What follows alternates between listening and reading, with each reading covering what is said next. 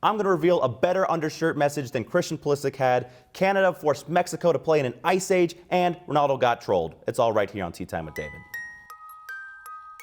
Welcome to the third episode of Tea Time with David, where I drink twisted tea, talk about soccer, and probably disappoint my family with every episode that comes out. Now, if you'll notice this episode, we have a different flavor of tea on brand. We have half and half, and the half and half is to describe the U.S.'s performance in the international break this past week. We'll start with the good. We'll start with the U.S. defeating Mexico in Cincinnati on Friday with the return of Dos Acero. Pour it up, baby. Drink, get that. Oh, spilling a little bit.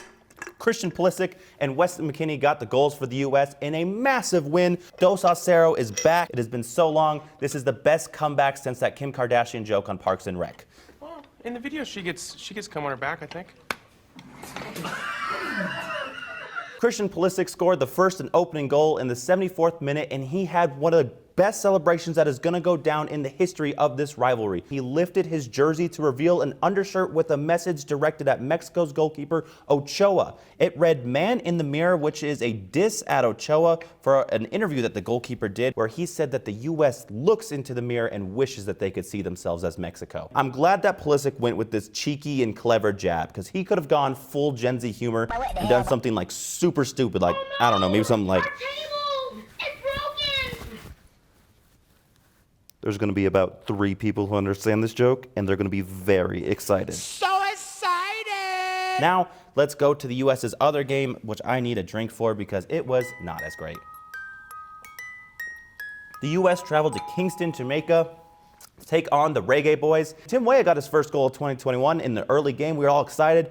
And then Mikel Antonio shot from Mars and tied 1-1. And let's be real, the U.S. should have lost this game. Jamaica got robbed with a goal called back from the referee for a ghost foul. I guess Casper was like licking someone's leg or something. I don't know. No idea what the call was, but it honestly saved Greg Berhalter's ass and got him a point. But we have a nice clip of Greg Berhalter's reaction after the good game versus Mexico and the bad game versus Jamaica. Greg, what do you got to say? Sometimes it may be good, sometimes it may be shit. Now let's take it elsewhere, and mostly we're taking it north up to Canada. Oh, Canada and you home field bastards. They pulled out possibly the greatest home field advantage in the history of this sport by forcing Costa Rica and Mexico to play in Edmonton. And that's like when you have to go to your cousin's house and stay the night there, but you hate him. You just do not want to go to that house at all. You do not want to go to Edmonton. The wind chill was 6 degrees, 40,000 crazy Canadians packed in. It was a madhouse. This was Mexico looking back at having to play there. No! No! No! No! It worked wonders for Canada as they defeated Mexico 2-1 and beat Mexico for the first time since 2000. People were still cleaning off their piss stains from Y2K, and Instinct's Bye Bye Bye had just come out. And now the Canucks, top of CONCACAF table. Who saw that coming? Okay, let's go. And now let's go to Did Norwich Win This Week with Colby. Colby, what do you got? Did Norwich win this week? I didn't fucking play this week. Thanks for another riveting update, Colby. Let's see how they do next week when club season actually starts. Now, over in Europe, some more crazy stuff happened, and perhaps the wildest of all, Cristiano Ronaldo might not make the World Cup. In the final game of qualifying in his group, Portugal fell to Serbia in the last minute of the game, and now we're going to have Serbia in the World Cup, the country that most sounds like a frozen yogurt joint. Like, oh man, where'd you get that ice cream? Nah, this ain't ice cream. This is frozen yogurt. I got it from Soft Serbia over there.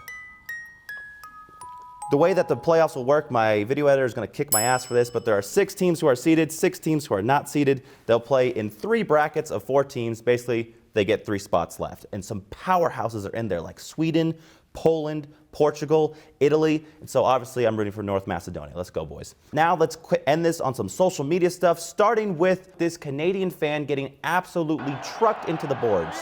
Now, if you're going to streak in sub-zero temperatures, you already know it's going to go bad.